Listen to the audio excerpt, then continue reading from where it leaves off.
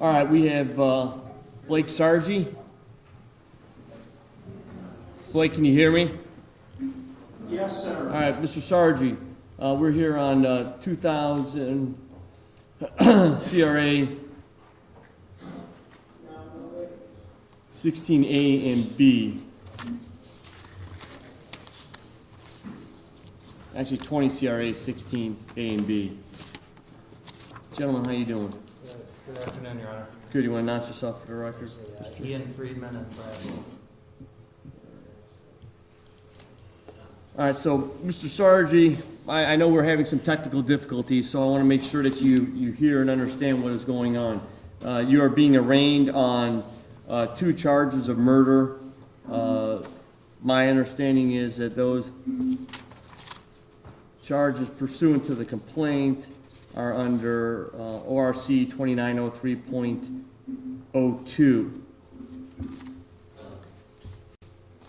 Understand so far, sir? Yes. All right. They carry a possible penalty of 15 years to life and a maximum fine of $15,000.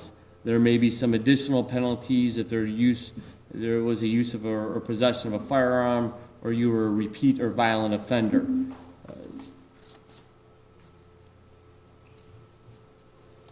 You understand what those charges are at this time? Your Honor, can I? Do you wish to have those read? Your Honor, we're going to waive the reading in open court. We had advised our client not to give any responses without counsel, so I think that's what the holdup is. I haven't seen him prior to coming in here this morning. Brad has, but that's the order that stands, so I think that's the hesitation. Okay. But he is aware of the penalties. Brad Wolf did meet with him yesterday, and we can certainly speak on his behalf. Okay. All right. What's his plea to the charge? Guilty, not guilty? So we're going to ask for a preliminary hearing at this point. Okay. You gonna make a plea or no plea? Not guilty at this point. Request for a preliminary hearing? Yes, Your Honor.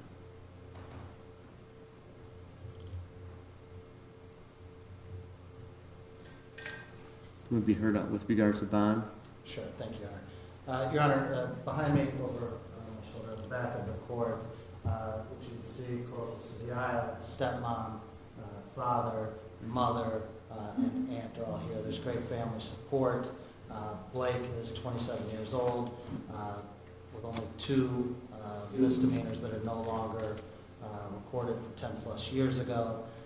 He's got great medical issues that he deals with on a daily basis, which is why the family takes care of him. He's been living with his mother in Concord.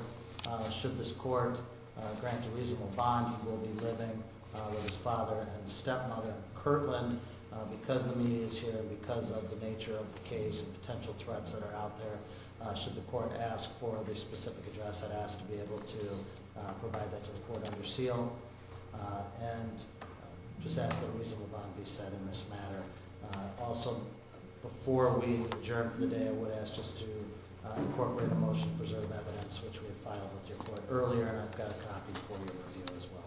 Yeah, I've initially reviewed the order to preserve evidence. At this time, I am going to sign that.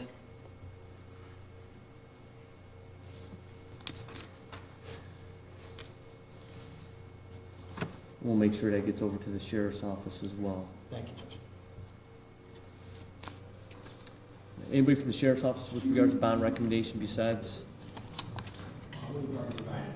Okay. All right, just so the record's clear, the sheriff's department has recommended a bond at $900,000 cash. Anything you want to address with regards to the knowledge of that? Yes, thank you, Your Honor. So the $900,000, I guess I'm just going to ask for clarification by Your Honor. Would the court permit the bonding company to submit the bond in the amount of $900,000 to the court, or are you requesting, or as you understand the request, is it the full $900,000 in cash? cash. It appears that the request is a full $900,000 in cash is what the recommendation is from the Sheriff's Department. All right, so that said, Your Honor, the court would be secured with the $900,000 if a surety provision were there. We're not even asking for a 10% provision. So if a surety provision were there, the incentive to return to court is still the same as it would be whether or not the full 900 were posted by the family or by the bonding company, because the Sargi family is still on the hook for it. With the question as to whether or not Blake poses a threat to the community, you know, the circumstances right now, we've got to be careful not to draw a conclusion as to what occurred just merely by what was found at the scene. Circumstances have yet to come to light, and so we have to look back at his history. There is no history here other than what we have found here that would indicate any threat to the community at large. And will he appear in court? There's nothing to suggest that he won't, particularly with the $900,000 above his family's head should he choose not to appear.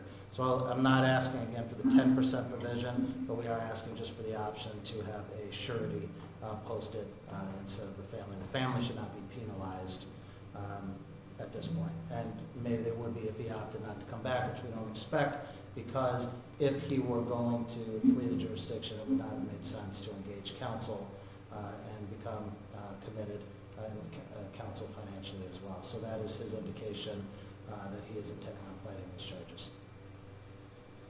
All right, well, I disagree with counsel a little bit with regards to, I do believe the accused and Mr. Sargi, it does pose a potential serious physical danger to others in the community. The allegations are significant. It appears to be use of a weapon. So what we're going to do is we're going to make it $10 million cash assurity or 10% rule. Bond will enter the not guilty plea. No use of alcohol or drugs. No driving a motor vehicle subject to random chemical testing. He'll be placed on EMHA GPS if he does post a bond. No contact with the victim's family or witnesses. No further acts of violence. Forfeit passport or driver's license if he does have them. And not to leave the state of Ohio, county of Lake. We could readdress any of these bond issues at the time of the preliminary hearing, which will be set today. Anything further? Your Honor, we will be posting bond here shortly. Will the clerk's office be able to process him out and have him released today? Yes. Very good. Okay, we will take care of that now then. Thank you. Thank you.